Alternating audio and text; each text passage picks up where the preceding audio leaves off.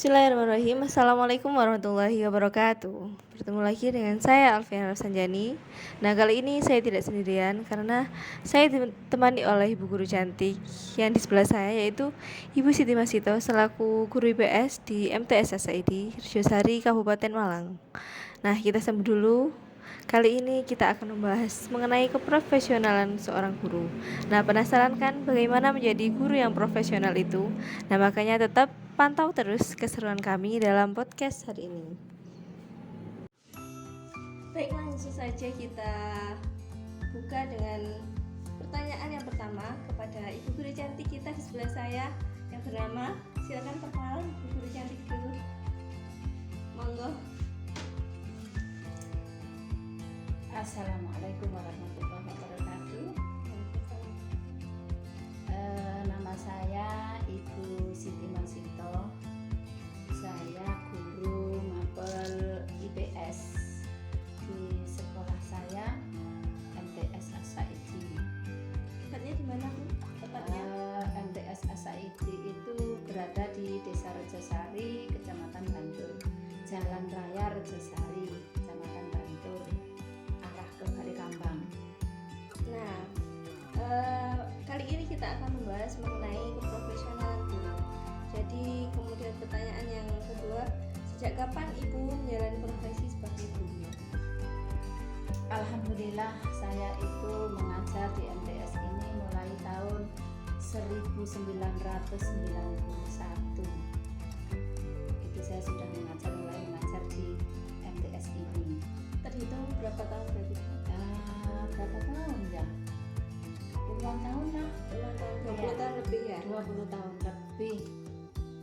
Bahkan mungkin hampir 30 tahun. Alhamdulillah masih sehat walafiat nggih. Panjang umur. Alhamdulillah, amin.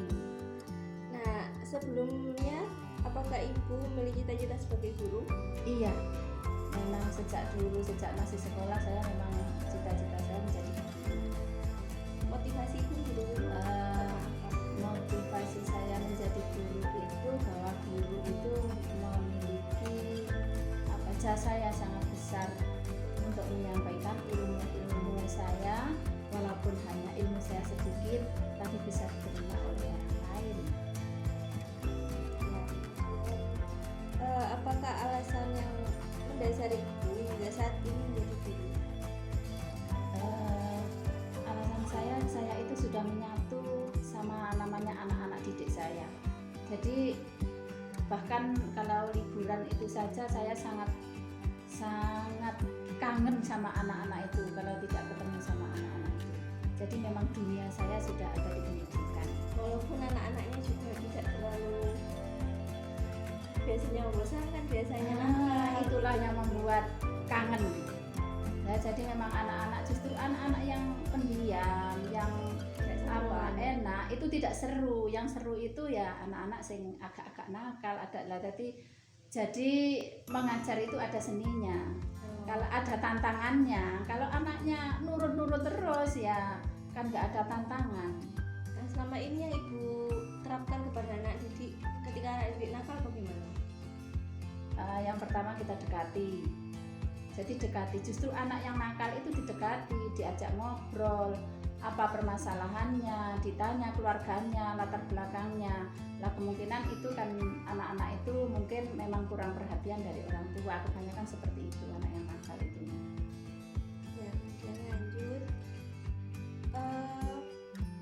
Apakah Ibu sebelumnya apakah alasan baik kita lanjutkan untuk pertanyaan selanjutnya. Bagaimana perasaan Ibu saat pertama kali menjalani profesi sebagai seorang guru? Ya, kalau yang pertama itu ya namanya saja pertama ya pasti grogi, apalagi saya itu masih baru lulus MA. Kemudian yang dihadapi itu dulu itu kan anak-anaknya itu besar sekali. MTS itu ya, MTS itu anaknya kelas 3 itu sudah besar sekali, dan anak-anaknya itu juga ya. Tapi kenakalan anak seperti sekarang itu walaupun dulu itu anaknya besar tapi tidak seperti anak-anak sekarang. walaupun anak-anaknya masih kecil-kecil ini sekarang. Yang pertama adalah masalah akhlak. Kalau anak-anak dulu itu walaupun besar-besar tapi kan akhlaknya masih ada sama guru itu. Kalau sekarang kan hampir punah akhlak terhadap guru, terhadap orang tua. Sebagai seorang guru kan juga tidak mengajarkan pelajaran saja, tetapi juga mengajarkan akhlak. Nah, bagaimana ibu menerapkannya, mengajarkan akhlak pada siswa yang notabene sekarang sudah memasuki era milenial? Ya tentunya sebagai guru itu sebenarnya ya semua guru itu tetap megang bidang studi apapun, tapi tetap akhlak itu tetap dimasukkan, tetap ditegur. Apapun anak-anak kesalahan anak-anak itu tetap ditegur dan diingatkan. Tapi itu kan ada di sekolah saja. Di sekolah kan hanya beberapa jam saja, tapi di pergaulan di luar itu sangat terutama sama teman-teman ya, itu mungkin yang sangat mempengaruhi ya. Jadi orang tua juga perlu berperan ya di dalam mendidik anaknya. Iya, sebenarnya sangat berperan. Tapi para orang tua sekarang ini justru istilahnya kewalahan mendidik anaknya itu. Kadang-kadang kadang-kadang wali murid itu justru sambat kepada gurunya. Aduh Bu, gimana ini anak saya nggak dikandani, nggak mau gitu. Nakal sekali. Justru ya itu orang tua itu tambah kewalahan, harus nggak dianggap orang tua itu. Karena ya pengaruh dari pergaulan, dari memang mungkin dari zamannya. Sekarang kan zaman globalisasi, zaman internet. Jadi di mana-mana walaupun anak yang tidak pernah keluar rumah itu sudah tercemar ya, terdampak dari internet itu. Nah, untuk menyikapi pandemi yang saat ini terjadi, bagaimana ibu menerapkan sikap moral kepada siswanya? Kan pembelajaran juga secara jarak jauh. Jikalaupun itu ada jadwal sekolah, pasti kan biasanya digilir gitu. Nah, bagaimana cara ibu untuk memaksimalkan memberikan moral kepada siswanya? Ya selama ini karena masa pandemi itu dulu, kalau sekarang kan kita sudah masuk tatap muka. Kalau pada waktu itu ya awal-awal ada pandemi, terus harus sekolah di rumah. Nah itu ya tetap kita terapkan sekolah di rumah ya, dengan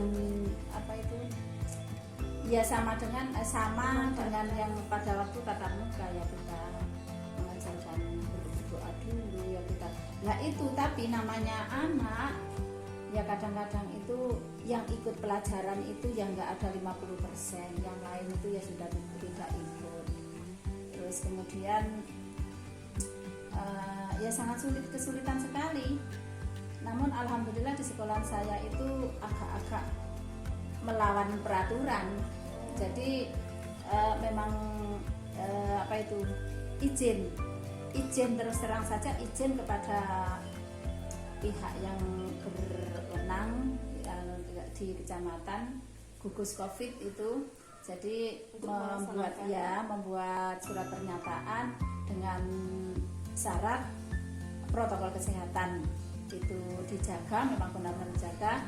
Jadi anak-anak yang online sekolah di rumah itu hanya sebentar saja. Jadi banyak yang masuk walaupun tanpa seragam. Itu bisa masuk meskipun tidak memakai seragam ya. Iya. Karena itu dirasa itu memang lebih maksimal. Selain itu juga memantau anak-anak tentang akhlaknya. Ya itu kan kalau online sangat sulit sekali. Jadi itu terpaksa melawan peraturan seperti itu. Tapi alhamdulillah sampai sekarang ini alhamdulillah tidak ada apa-apa, semuanya sehat. kasus yang sangat fatal? Alhamdulillah berjalan dengan lancar. Kemudian adakah upaya yang harus dipersiapkan oleh ibu guru dalam proses mengajar? Nah, jika ada upaya apa yang harus dilakukan? Maksudnya Upaya dipersiapkan dalam sebelum mengajar seperti itu. sebelum mengajar ya tentunya mempersiapkan perangkat pembelajaran, terus kemudian membuat media yang sesuai dengan pembelajaran, sesuai dengan pelajaran yang akan diajarkan. Kemudian bagaimana kemampuan rata-rata murid ibu dalam memahami materi yang disampaikan? Ya, kalau siswa sekarang ini sangat sulit sekali untuk diukur kemampuannya.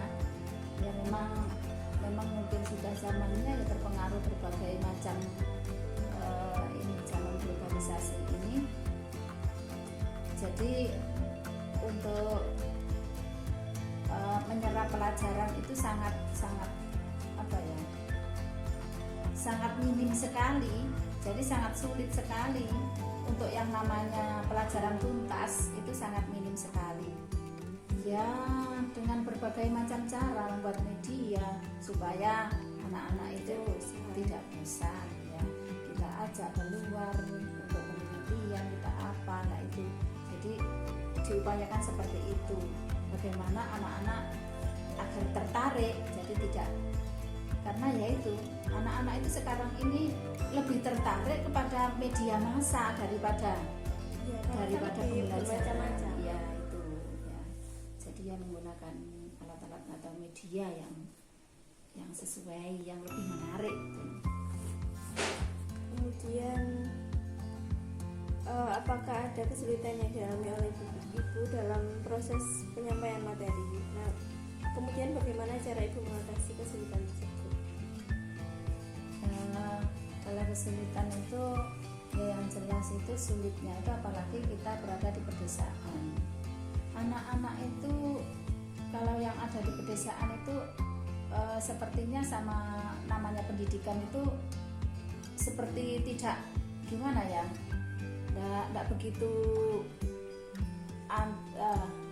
bukan antusias, sadar pendidikan. Jadi dianggap kalau di kota kan memang berlomba-lomba, bukan hanya anaknya saja tapi orang tuanya.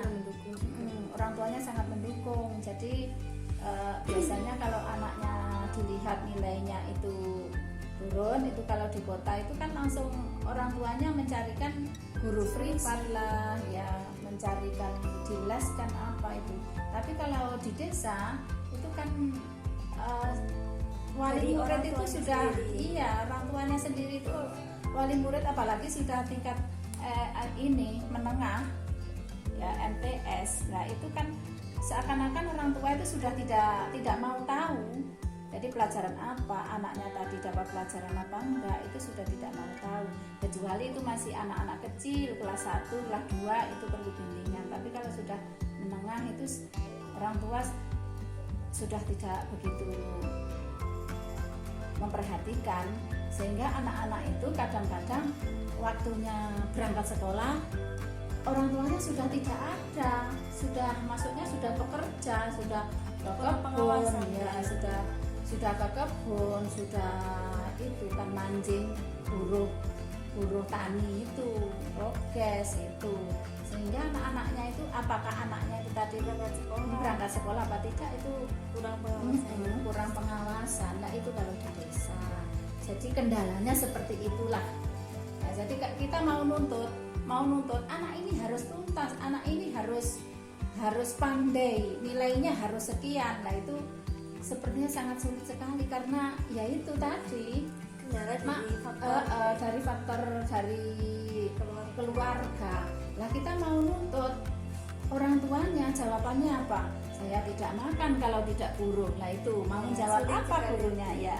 Kan sangat sulit sekali. Nah itulah kehidupan kita di desa itu seperti itu. Kemudian upayanya ibu dalam menghadapi siswa yang seperti itu, apa perlu dipanggil orang tuanya untuk memberikan bimbingan kepada orang tuanya bagaimana mendidik anak, apakah seperti itu apa gimana?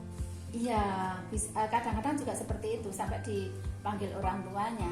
Tapi kadang orang tuanya ya itu tadi, justru orang tuanya dipanggil itu malah orang tuanya mengeluh kepada guru. Maksudnya itu menyelesaikan masalah, tidak menyelesaikan masalah, tapi malah ya itu tadi mengadu, berkeluh kesah gimana memang kadang-kadang anaknya itu dibangunkan tidak mau, tidak bisa bangun karena malamnya itu tidak tidur, main game dan sebagainya itu. Terus apa itu orang desa itu kan masalah itu apa itu namanya media sosial itu masih orang tua kan kebanyakan masih ya gaptek, lebih pandai anak-anaknya. Jadi anak-anaknya itu apa yang dikerjakan anaknya itu di HP-an itu apa yang dibuka, di laptop itu apa yang dibuka, nggak tahu. Dikiranya adalah di kamar belajar, tapi ternyata ya yang ditonton ya nggak tahu lagi ya, berarti kurang pengawasan. Jadi malamnya itu tidak tidur, nanti paginya nggak bisa dibangunkan, nggak mau sekolah. Kadang-kadang juga ada yang berangkat sekolah tapi sudah pakai seragam tapi nyatanya tidak sampai ke sekolah. Itu kemana ya Bu? Nah itu. Jadi antara guru dengan orang tua itu harus ada kerjasama gitu ya, agar tidak dari salah satunya keberatan dalam mendidiknya. Iya sebenarnya, tapi ya itu kalau di desa itu sulitnya ya itu orang tuanya justru mengeluh gimana caranya menghadapi anaknya itu. Padahal anaknya sendiri ya yang sudah ngomong berapa tahun. Jadi sama anaknya sendiri itu sifat anaknya seperti apa kita tahu. Kemudian apakah ada perubahan dan kemajuan yang signifikan terhadap murid didik yang belajar selama ini? Ya, kalau perubahan itu saya kira kok malah dari tahun ke tahun, setiap tahun itu perubahannya itu kok malah mundur sepertinya itu.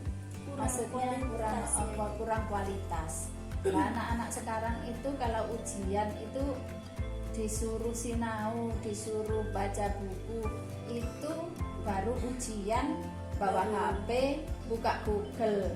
Jadi jawaban itu tadi dicarikan di Google jawabannya. Nah itu kan juga nggak gimana ya. Minat baca anak itu loh sekarang, baca buku itu sangat-sangat berkurang sekarang. Karena kecanggihan teknologi. Nah, terus kemudian juga masalah akhlak itu tadi. Jadi pokoknya semakin tahun itu tambah menurun, malah menurun kualitas pendidikan maupun pendidikannya. Kemudian apa pengalaman suka dan duka ibu yang paling berkesan selama menjadi guru hingga saat ini? Ini sangat menarik sekali pertanyaannya. Selama beberapa tahun ini kan banyak sekali suka dan dukanya, dan bagaimana cara ibu mengatasinya seperti itu. Kalau yang suka dulu ya sukanya itu selalu bersama anak-anak, bersama siswa, hiburan. Terus walaupun anak-anak itu kalau masih anak-anak itu walaupun anak-anak itu sangat kadang-kadang itu sangat membuat jengkel buat apa, tapi kalau anak itu kok rasa jengkel itu ya sekali itu pada waktu itu mungkin jengkel, tapi nanti itu sudah hilang. Yaitu sukanya yaitu senang ketemu anak-anak, apalagi kalau anak-anak sudah lulus itu masih mau menyapa gurunya. Itu alhamdulillah saya sangat senang sekali. Walaupun keadaannya bagaimanapun, anak-anak kan kalau sudah keluar itu kan ada yang jadi pegawai, ada yang jadi pedagang, ada yang jadi buruh tani, ada yang itu sukses atau tidak sukses. Itu kalau yang mau menyapa gurunya itu saya anggap itulah anak yang paling sukses. Jadi walaupun bagaimanapun guru dimanapun tetap guru, sampai kapanpun tetap guru. Itu yang saya suka dari anak-anak. Dan kebanyakan itu anak-anak yang seperti itu yang mau menyapa gurunya sampai punya anak, punya cucu masih mau menyapa gurunya.